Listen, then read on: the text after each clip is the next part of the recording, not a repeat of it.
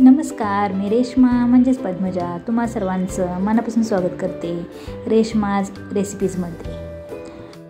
कांदा भजी आणि बटाटा भजी खाऊन जर कंटाळा आला असेल तर अतिशय क्रिस्पी आणि क्रंची असे होणारे हे कॉर्न भजी, कॉर्न पकोडे तुम्ही नक्की बनवून बघा। छोट्या छोट्या टिप्स आणि ट्रिक्स लक्षात ठेवल्या तर हे जे कॉर्न पकोडे आहेत ते अतिशय टेस्टी आणि एकदम क्रंची क्रिस्पी असे तयार होतात। त्यामुळं माझी ही रेसिपी जी आहे ती शेवटपर्यंत तुम्ही नक्की बघा, कारण रेसिपीमध्ये मी अशा छोट्या छोट्या टिप्स सांगितलेल्या आहेत ज्यामुळे तुमचे हे जे कॉर्न पकोडे आहेत ते क्रिस्पी क्रंची होतील आणि त्याचबरोबर अतिशय टेस्टी देखील लागतील। चला तर मग सुरुवात करूया आजच्या या मस्त रेसिपीला। त्यासाठी इथे मी हे स्वीटकॉर्न घेतलेलं आहे आणि हे स्वीटकॉर्न जे आहे ते मी असं ह्याचे जे दाणे आहेत ते मी असे काढून घेणार आहे। सुरीच्या साहाय्याने हे असं तुम्ही काढून घ्या, हे पटकन निघतात। आणि काढून घेतल्यानंतर हे क्रश करायचे आहे। आता क्रश करणं हे फार गरजेचं आहे, कारण जर क्रश नाही केले म्हणजे थोडंसं जाडसर हे कुटून नाही घेतले तर हे तेलात फुटून उडू शकतं, त्यामुळे क्रश करून घ्या। त्यानंतर इथे मी 1-2 मिरच्या घेतलेल्या आहेत, त्या बारीक चिरून घेतलेल्या आहेत, थोडीशी कोथिंबीर घेतलेली आहे, 1 कांदा घेतलेला आहे कट करून आणि थोडासा कढीपत्ता घेतलेला आहे। या सगळ्या वस्तू मी या कॉर्नमध्ये टाकणार आहे। यातच मी 1 टीस्पून ही आलं लसूण पेस्ट आहे ती टाकलेली आहे आणि 1/2 टीस्पून मी हळद टाकणार आहे आणि 1 टीस्पून मी काश्मीरी मिरची पावडर टाकणार आहे। हे ऑप्शनल आहे, आवडत असेल तर टाका, नाही तर स्किप केलं तरी पण चालेल। आणि हे सगळं व्यवस्थित असं छान असं मिक्स करून घेणार आहे। चवीनुसार हे 1 टीस्पून मी मीठ टाकलेलं आहे। आता 1/2 टीस्पून मी ओवा घेतलेला आहे, हा हातावर असा चोळून घेणार आहे, तो पण मी ह्यात टाकणार आहे। हे असं मिक्स करून घेतलेलं आहे।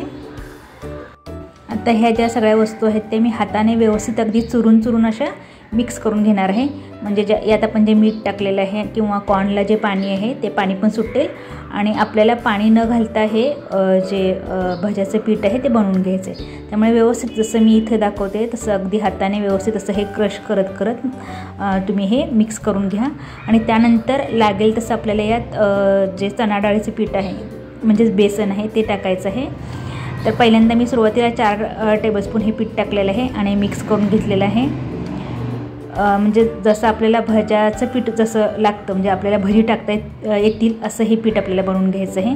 आता नंतर अजून मी हे 4 टेबलस्पून पीठ टाकलेलं आहे आणि परत मी हे छान असं मिक्स करून घेऊन बघणार आहे अजून यात पीठ लागतं आहे का।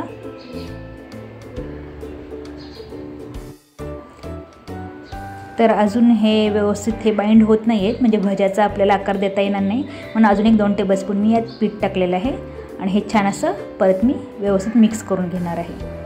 आता टोटल मला याच्यासाठी जवळजवळ 10 टेबलस्पून मी हे बेसन टाकलेलं आहे आणि असं हे आपलं पीठ म्हणजे हे बॅटर आपलं तयार झालेलं आहे। आता आपल्याला याची भजी टाकता येतील।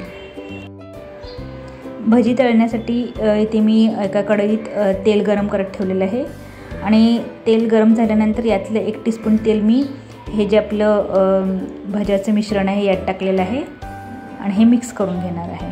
याच्यामुळे आपली भजी क्रंची होतील। यात आपण खायचा सोडा अजिबात टाकलेला नाही आहे, कारण खायचा सोडा टाकल्यानंतर हे तेल जास्त शोषून घेतात हे भजी, त्यामुळं खायचा सोडा न टाकता मी हे भजी असे बनवून घेतलेले आहे। त्यामुळे मी यात 1 टीस्पून मी गरम तेल टाकलेलं आहे। आता असे हे भजी छोट्या साईजचे तुम्ही तेलात असे हे छान असे तळून घ्या।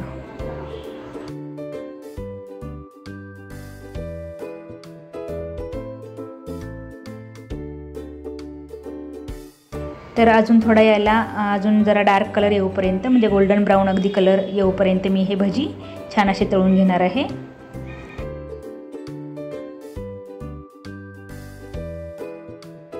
आता छान असे हे भजी गोल्डन ब्राऊन झालेले आहेत, आपण आता एका चाळणीत काढून घेऊयात आणि राहिलेले पण भजी मी असेच या पद्धतीने बनवून घेते। तर असे हे आपले CCC भजी तयार झालेले आहेत। तर आता आपण डिश आउट करून घेऊयात। तर हे जे भजी आहेत ते अतिशय टेस्टी होतात, क्रिस्पी क्रंची होतात, त्यामुळे नक्की हे भजी तुम्ही करून बघा। हे तुम्ही सॉसबरोबर सर्व करू शकता किंवा ग्रीन चटणीबरोबर पण सर्व करू शकता। एक भजी मी तोडून दाखवते तुम्हाला, आतून याचं टेक्स्चर किती छान तयार झालेलं आहे।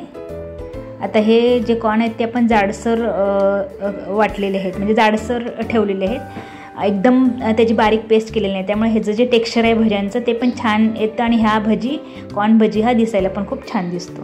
तर नक्की माझ्या या पद्धतीने तुम्ही कॉर्न भजी बनवून बघा. आणि माझी आजची ही रेसिपी जर तुम्हाला आवडली असेल तर लाईक आणि शेअर नक्की करा.